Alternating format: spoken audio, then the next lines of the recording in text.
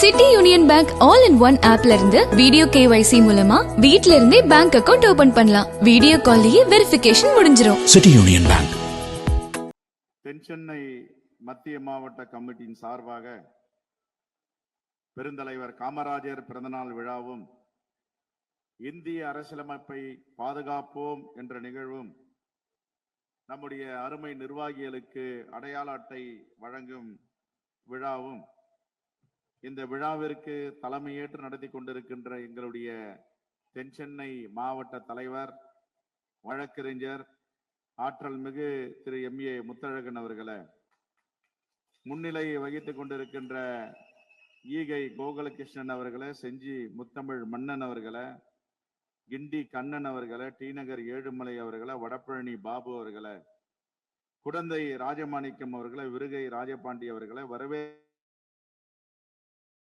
மாநில பொதுச் செயலாளர் அண்ணன் டிநகர் இளபாஸ்கர் அவர்களை, மாவட்ட பொருளாளர் திரு ஜார்ஜ் அவர்களை, மேனாள் மாமன்ற உறுப்பினர் அன்பு சகோதரி சுசீலா கோபாலகிருஷ்ணன் அவர்களை, சைதை செல்வகுமார் அவர்களை, டிவி பாண்டியராஜன் அவர்களை, விருகை ரங்கநாதன் அவர்களை, சுதந்திர செல்வம் அவர்களை, ராஜராஜேஸ்வரி அவர்களை, தனசேகர் அவர்களை, உமா அவர்களை, இந்த நிகழ்ச்சியில கலந்து கொண்டு சிறப்பித்துக் கொண்டிருக்கும் நம்முடைய மாநில பொருளாளர் சட்டமன்ற உறுப்பினர் டாக்டர் ரூபி ஆர் மனோகரன் அவர்களை, நம்முடைய சட்டப்பேரவை காங்கிரஸ் பேர் இயக்கத்தின் கொறடா சட்டமன்ற உறுப்பினர் என் அன்பு சகோதரர் ஹசன் மௌலானா அவர்களை, இந்த நிகழ்ச்சியில கலந்து கொண்டு சிறப்புரையாற்றி அமர்ந்திருக்கும் நம்முடைய ஒருங்கிணைப்பாளர் அன்பு சகோதரர் வசந்தராஜ் அவர்களை, திருமதி இமயா கக்கன் அவர்களை, நம்முடைய மாநில துணை தலைவர் அண்ணன் சொர்ணா சேதுராமன் அவர்களை, மாநில பொதுச் செயலாளர் திரு டி செல்வம் அவர்களை, இந்த நிகழ்ச்சியில கலந்து கொண்டு சிறப்பித்துக் கொண்டிருக்கின்ற அண்ணன் ST நெடுஞ்செழியன் அவர்களை, அன்பு சகோதரர் KTL அவர்களை, மற்றும் நம்முடைய மாநில பொறுப்பாளர்கள் SA வாசு அவர்களை, இந்த நிகழ்ச்சியில கலந்து கொண்டு சிறப்பித்துக் கொண்டிருக்கும் நம்முடைய மாநில பொருளாளர்கள், மாவட்ட பொறுப்பாளர்கள், வழக்கறிஞர் அன்பு சகோதரர் கீசு குமார், திருப்பத்தூர் மாவட்ட தலைவர் அன்பு சகோதரர் பிரபு அவர்கள், எல்லோர் பெயரையும் சொன்னதாக நீங்கள் எடுத்துக்கொண்டு விருகை சவுந்தர் உட்பட இந்த நிகழ்வு என்பது ஒரு அருமையான நிகழ்வு.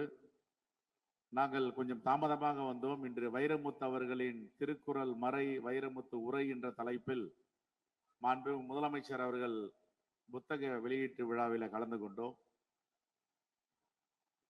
திரு முத்தழகன் என்றாலே அடுத்த பெயர் பிரம்மாண்டம் தான். அவர் எந்த நிகழ்ச்சியை செய்தாலும் பிரம்மாண்டமாக செய்வார், அர்ப்பணிப்போடு செய்வார். யாரும் தனக்கு நிகராக எந்த விழாவையும் எடுக்கக்கூடாது என்று அவருக்குள்ளே ஒரு பொறாமையும் உண்டு.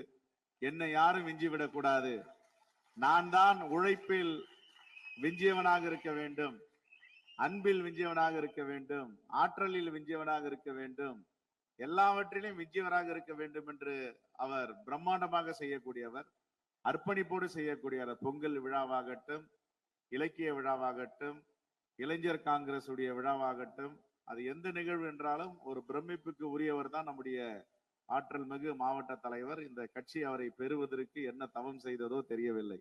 அப்படிப்பட்ட ஒரு மாவட்ட தலைவரை நாம் பெற்றிருக்கிறோம். பெருந்தலைவர் காமராஜர் அவருடைய பிறந்த நாள் விழா நாளை மறுநாள் நடக்க இருக்கிறது. ஒரு தலைவருக்கு எல்லா கட்சியும் விழா எடுக்கிறது என்றால் அது பெருந்தலைவர் காமராஜர் மட்டும்தான். அதைவிட ஆச்சரியம் என்னவென்றால், அவரை கொலை செய்ய முயற்சியவர்களே, அவரை தீர்த்து கட்ட வேண்டும் என்று நினைத்தவர்களே, காமராஜர் என்ற அடையாளம் எங்கும் இருக்கக்கூடாது என்று திட்டம் தீட்டியவர்களே, அப்படிப்பட்டவர்கள் பெருந்தலைவர் காமராஜர் தலையில் தூக்கி வைத்துக் கொண்டு நாங்கள் விழா எடுக்கிறோம் என்று முன் வந்திருக்கிறார்கள் என்றால் அங்கேதான் பெருந்தலைவர் காமராஜர் உயர்ந்து நிற்கிறார். ஒரு நொடியில் அவரை சாய்த்திருப்பார்கள்.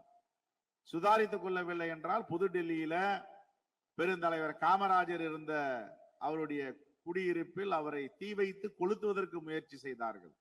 அப்படி கொலை முயற்சி செய்தவர்கள் யார் என்பது இந்த தேசத்திற்கு தெரியும். அப்படிப்பட்டவர்கள் இன்று பெருந்தலைவர் காமராஜருக்கு நாங்கள் விழா எடுக்கிறோம், காமராஜர் எங்களுடைய சொத்து, காமராஜர் எங்கள் கட்சிக்கும் வேண்டியவர் என்று இப்படிப்பட்ட ஒரு வரலாற்று திரிப்பை செய்ய முன் வருகிறார்கள் என்றால் அவர்களை இந்த தேசத்திற்கு நாம் அடையாளம் காட்டுகின்ற நிலையில் இங்கே நின்று கொண்டிருக்கிறோம். நிகருக்கு நிகரான முதலமைச்சர், நிகருக்கு நிகரான தலைவர். நேற்றைய கூட குடியாத்தம் வேலூர் மாவட்டத்தில் பொதுக்கூட்டத்தில் இந்த நேரத்தில் நாங்கள் உரையாற்றி கொண்டிருக்கிறோம்.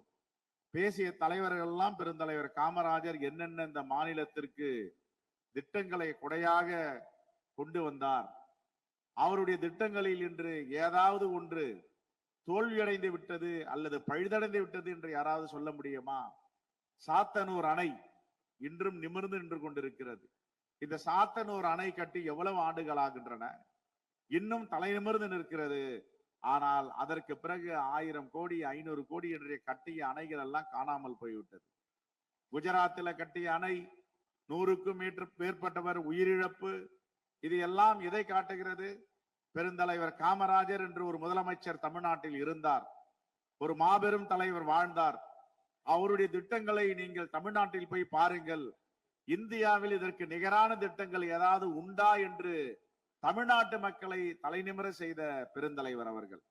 அவருடைய பிறந்த நாளை எடுப்பதில் நாம் எல்லோரும் மகிழ்ச்சி அடைகிறோம். 2 பிரதமர்களை உருவாக்கியவர். அப்படிப்பட்ட தன்னலமற்ற தலைவரை இந்த தேசம் கண்டிருக்கிறது. அதுதான் நமக்கெல்லாம் பெருமை. அரசியலமைப்பு சட்டத்தை பாதுகாப்போம். இந்திய அரசியலமைப்பு சட்டத்திற்கு என்ன ஆபத்து வந்து விட்டது, அதை எதற்கு பாதுகாக்க வேண்டும் என்று சில அறிவுஜீவிகள் பேசி வருகிறார்கள். இந்திய அரசியலமைப்பு சட்டம் பல வடிவங்களை கொடுத்திருக்கிறது. தேர்தல் ஆணையமா? அந்த தேர்தல் ஆணையம் என்பது நடுநிலையாக இருக்க வேண்டும், அரசு சார்பற்று இயங்க வேண்டும். சிபிஐ என்ற ஒரு துறை இருக்கிறதா? அது ஒரு தன்னாட்சி நிறுவனமாக செயல்பட வேண்டும். அரசியல் தலைவர்கள் சொல்வதை கேட்கக்கூடாது என்று சில விதிகள் இருக்கின்றன. அதே போன்று யூனியன் பப்ளிக் சர்வீஸ் கமிஷன், இது எல்லாம் ஒரு தன்னாட்சி நிறுவனங்கள். இப்படிப்பட்ட ஒரு தன்னாட்சி நிறுவனங்களாக குவாசி கவர்மெண்ட் என்று சொல்லுவார்கள், ரிசர்வ் வங்கி முதல் கொண்டு எல்லா துறையும். இப்பொழுது அந்த துறைகள் என்ன நிலையில் இருக்கின்றன என்று பார்த்தால், மோடியும் அமித்ஷா அவர்களும் போடுகின்ற ஆணையை நிறைவேற்றும் துறைகளாக இருக்கிறது, ஏவல் துறையாக மாறிவிட்டன. அதைதான் தலைவர் ராகுல் காந்தி கேட்கிறார். தேர்தல் ஆணையம் நடுநிலையாக இருந்து தேர்தலை நடத்த வேண்டும். நான் யாருக்கு வாக்களிக்கிறேனோ அந்த வாக்கு நான் விரும்பியவருக்கு செல்ல வேண்டும். ஆனால் இவர்கள் மடை திருப்புகிறார்கள், திசை திருப்புகிறார்கள். நான் அளிக்கும் வாக்கு எனக்கு வரவில்லை, நாங்கள் விரும்பும் கட்சிக்கு எங்களால் வாக்களிக்க முடியவில்லை. தேர்தல் ஆணையத்திடம் சொன்னால் அந்த தரவுகளை, டேட்டா பேஸ் என்று ஆங்கிலத்தில் சொல்வார்கள, அதை நாங்கள் அழித்து விட்டோம் என்று தைரியமாக சொல்லுகிறார்கள். இப்படிப்பட்ட தன்னிச்சையாக இயங்க வேண்டிய ஆணையங்கள் இன்று மோடியுடைய கட்டுப்பாட்டில் இயங்கி வருகிறது என்றுதான் நம்முடைய தலைவர் ராகுல் காந்தி அவர்கள் தொடர்ந்து நாடாளுமன்றத்திலும் மக்கள் மன்றத்திலும் முழங்கி வருகிறார். நாடாளுமன்றத்தில் என்ன ஜனநாயகம் இருக்கிறது?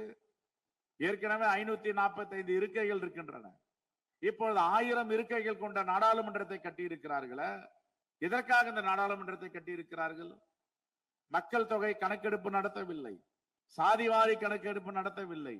எதற்காக நடத்தவில்லை என்று கேட்டால், நாங்கள் 2 வருடங்களுக்கு பிறகு நடத்துவோம் என்று சொல்லுகிறார்கள். நடத்திய பிறகு என்ன செய்ய போகிறார்கள் என்ற கேள்வி எழுகிறது.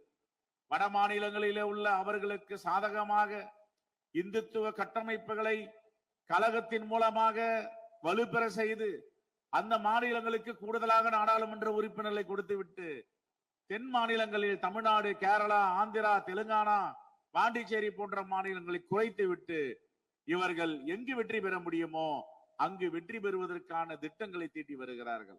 அப்படி அவர்கள் சொல்லுவது போல் 1000 நாடாளுமன்ற உறுப்பினர்கள் வந்தால் தென் மாநிலங்களுடைய வாக்குகளை தேவையில்லை.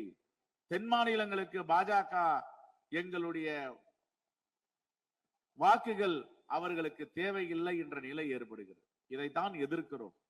ஏதோ சதிகாரமாக உங்கள் போக்கிற்கு நீங்கள் அரசியலமைப்பு சட்டத்தை வளைக்க முடியாது, உங்களுக்காக பயன்படுத்த முடியாது. இதற்கென்று பல ஆர்டிகளை பாபா சாஹிப் அம்பேத்கர் அவர்கள் எழுதி வைத்திருக்கிறார். நீங்கள் எல்லாவற்றையும் மறுசீரமைப்பு செய்யலாம், எல்லாவற்றையும் திருத்தலாம், மசோதாக்கள் கொண்டு வரலாம். ஆனால் பேஸ் ஆர்டிகல், பேஸ் பவுண்டேஷன் என்று சொல்லுகிறார்களே, அந்த சட்டத்தை இயற்றுவதற்கு வாய்ப்பில்லை. அந்த சட்டம் என்பதுதான் அடிப்படை சட்டம் என்பதை தெளிவாக அரசியலமைப்பு சட்டத்துல அம்பேத்கர் அவர்கள் எழுதியிருக்கிறார். இதைதான் நம்முடைய தலைவர் ராகுல் காந்தி தொடர்ந்து இதை எடுத்து வருகிறார். மிகப்பெரிய ஆபத்து வந்திருக்கிறது. இந்த அரசியலமைப்பு சட்டத்தை பாதுகாக்கவில்லை என்றால் நம்முடைய மக்கள் எல்லாம் துண்டாடப்படுவார்கள். சாதி ரீதியாக, மத ரீதியாக, இன ரீதியாக, மொழி ரீதியாக, மண் ரீதியாக, பூலோக ரீதியாக எப்படியெல்லாம் பிரித்தாள முடியுமோ அந்த சூழ்ச்சியில இறங்கி இருக்கிறார்கள். இதுதான் நமக்கெல்லாம் மிகப்பெரிய கவலையாக இருக்கிறது. முதலில் என்ன சொன்னார்கள்? ஒரு நாடு ஒரு தேர்தல். பிறகு அவர்கள் RSS உடைய தலைவர்கள் பேசுவதெல்லாம் ஒரு நாடு ஒரு தேர்தல், ஒரு மொழி, ஒரு உணவு, ஒரு உடை, ஒரு அதிபர், இப்படி எல்லாவற்றுக்கும் சீனாவில எப்படி இருக்கிறதோ சீனாவில ஒரே மொழி மேண்ட்ரின் லாங்குவேஜ், ஆங்கிலத்தை அவர்கள் படிப்பதில்லை. ஒரே அதிபர், அவர் வைப்பதுதான் சட்டம். அப்படி சர்வதிகாரமாக இந்தியாவை கொண்டு சென்று விடுகிறார்களோ என்ற எல்லா ஜனநாயகவாதிகளுக்கும் இந்த அச்சம் ஏற்பட்டு இருக்கிறது. ஆகவேதான் நாம் அரசியலமைப்பு சட்டத்தை பாதுகாக்க வேண்டும் என்ற தலைப்பையும் இதில் நாம் வைத்திருக்கிறோம். கிராம கமிட்டியை பற்றி நம்முடைய தலைவர் பெருமக்கெல்லாம் பேசினார்கள். கிராமங்களில மக்கள் இருக்கிறார்கள், கிராமங்களிலே காங்கிரஸ் கட்சிக்காரர்கள் இருக்கிறார்கள். அவர்களுக்கென்று ஒரு அடையாளம் இருக்கிறதா என்றதை பற்றி நாம் எண்ணி பார்க்க வேண்டும். ஆனால் இப்பொழுது எல்லோருக்கும் அடையாளம் கொடுக்கப்பட்டு இருக்கிறது. யாரும் யாரு கட்டுப்பாட்டிலும் இருக்கிறார்களோ இல்லையோ, உங்களுக்கு நாங்கள் அடையாளத்தை தருகிறோம், ஒரு மிக நவீன அடையாள அட்டையை வழங்குகிறோம் என்ற ரீதியில அண்ணன் பீட்டர் அல்போன்ஸ் அவர் தலைமையில இந்த கிராம கமிட்டி மறுசீரமைப்பு இயக்கத்தை அவர் தலைமையேற்று நடத்தி கொண்டிருக்கிறார். இதன் 22 விழுக்காடை கடந்த மாதம் தாண்டி இருக்கிறோம். இந்த மாதம் எந்த அளவிற்கு அங்கே தரவுகள் பெறப்பட்டிருக்கிறது என்பதை இன்னும் ஆய்வு செய்ய இருக்கிறோம் மாத இறுதியில். அப்பொழுது 80 விழுக்காடை எட்டுவதற்கு வாய்ப்புகள் இருக்கின்றன. இதில் ஒரு 16-17 மாவட்டங்கள் சரியான ஒத்துழைப்பு இல்லை. அதை சரி செய்து மீண்டும் 100% ஆகஸ்ட் மாதத்துக்குள் நாம் உருவாக்குவோம் என்ற சூளுரையை எல்லா தலைவர்களும் எடுத்திருக்கிறார்கள். இந்த கிராம கமிட்டியின் மூலமாக நன்மை என்ன தீமை என்ன என்றால் தீமை ஒன்றும் கிடையாது. நான் காங்கிரஸ்காரன், என்னுடைய தந்தை காங்கிரஸ்காரர், என்னுடைய தாத்தா காங்கிரஸ்காரர், எங்களுடைய பாட்டனார் எல்லாம் காங்கிரஸ் பேரியக்கத்தில் இருந்தார்கள். நேற்றுக்கு கூட மேனாள் நிதியமைச்சர் திரு ப சிதம்பரம் அவர்கள் சொன்னார், நான் தந்தைக்கு திருமணம் செய்து வைத்தேன், அவருடைய மகனுக்கு திருமணம் செய்து வைத்தேன், ஆனால் இப்பொழுது பேத்தி பேரன்களுக்கு காதணி விழாவிற்கு சென்று வந்தேன். 3 தலைமுறை காங்கிரஸ் பேரியக்கத்தில தமிழ்நாட்டில் இருக்கிறார்கள். அப்படி எந்த இயக்கத்தில் இருக்கிறார்கள் என்று எனக்கு தெரியவில்லை என்று சொன்னார். எந்தவித பதவியும் எதிர்பார்க்காமல், எந்தவித எதிர்பார்ப்பும் இல்லாமல் காங்கிரஸ் பேரியக்கம் தான் எங்களுடைய கொள்கை, மூச்சு, நாடி, துடிப்பு என்று இருக்கிறார்களே, அவர்களை அடையாளப்படுத்த வேண்டும். மகாத்மா காந்தியடிகள் இந்த தேசம் என்பது, தேசத்துடைய ஆன்மா என்பது கிராமத்தில் தான் இருக்கின்றன, கிராமங்கள் தான் இந்தியாவின் ஆன்மா என்று சொன்னார். அப்படி என்றால் காங்கிரஸ் கட்சியின் ஆன்மா கிராம கமிட்டி உறுப்பினர்களும் நகர கமிட்டி உறுப்பினர்கள் நீங்கள் தான் என்பதில் எந்த மாற்று கருத்தும் இருக்க முடியாது. அந்த அடிப்படையில தான் அவர்களுக்கு நவீன அடையாள அட்டை QR கோடோடு வழங்க வேண்டும் என்று ஒரு மாவட்டத்துல ஒரு சொன்னார், நீங்க கொடுத்துட்டு போயிட்டீங்க, அவன் ராத்திரில தூங்கும் போது கூட அந்த அடையாள அட்டையை மாட்டிட்டு தான் தூங்குறாரு. ஏன்னா அவ்வளவு பக்தி இந்த கட்சி மேல. எங்கேயாவது செக் போஸ்ட்ல போனா காட்டுறாரு, காவல் நிலையத்தை காட்டுறாரு. இது நீங்க எந்த அடிப்படையில கொடுத்தீங்கன்னு எங்களுக்கு தெரியாது, ஆனா பல விஷயங்களுக்கு இது உதவிகரமாக இருக்கிறது. ஒரு அடையாளத்தை காங்கிரஸ் பேரியக்கம் எங்களுக்கு சாமானியர்களுக்கு கொடுத்திருக்கிறது என்ற பெருமையோடு அந்த அடையாள அட்டையை அணிந்து வருகிறார்கள்.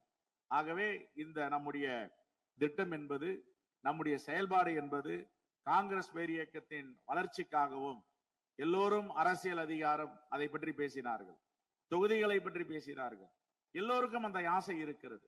என்னுடைய ஆசை ஒரே ஒரு ஆசை என்னவென்றால், வருகின்ற சட்டமன்ற தேர்தலில ஒரு சட்டமன்ற தொகுதியிலும் கடந்த 2021 தேர்தலை காட்டிலும் 2026 தேர்தலில 25,000 வாக்குகள் நாங்கள் அதிகமாக பெற்றிருக்கிறோம். இது காங்கிரஸ் பேரியக்கத்தின் வாக்குகள். கடந்த முறை வாக்குகள் எங்களுக்கென்று ஒரு எண்ணிக்கை இருக்கிறது, அளவுகோல் இருக்கிறது, சதவிகிதம் இருக்கிறது. ஆனால் இந்த 5 ஆண்டுகள் வளர்ச்சியில் நாங்கள் கிராம கமிட்டியும் நகர கமிட்டியும் பேரூராட்சி கமிட்டியும் நகராட்சி கமிட்டியும் மாநகராட்சி கமிட்டியும் அமைத்த பிறகு எங்களுக்கு ஒரு சட்டமன்ற தொகுதிகளிலும் 25,000 வாக்குகள் உயர்ந்திருக்கிறது என்ற நிலையை நாம் ஏற்படுத்த வேண்டும். இந்த 25,000 வாக்குகள் தான் இந்தியா கூட்டணியுடைய ஆட்சியை, இந்தியா கூட்டணியுடைய வெற்றியை முடிவு செய்யும் வாக்குகளாக இருக்க வேண்டும் என்று நாங்கள் அதை நோக்கி பயணம் செய்து கொண்டிருக்கிறோம். ஆகவே இந்த ஏற்பாட்டை செய்த என்னுடைய அருமை மாவட்ட தலைவர் முத்தழகன் அவர்களுக்கும், அவர்களுக்கு உறுதுணையாக இருந்த அனைத்து மாவட்ட பொறுப்பாளர்களுக்கும் என்னுடைய மனமார்ந்த நன்றியும் வாழ்த்துக்களையும் சொல்லி உங்களை நீண்ட நெடிய காலம் பசியோடு காக்க வைக்க விரும்பவில்லை. நன்றி, வணக்கம், ஜெய்ஹிந்த்.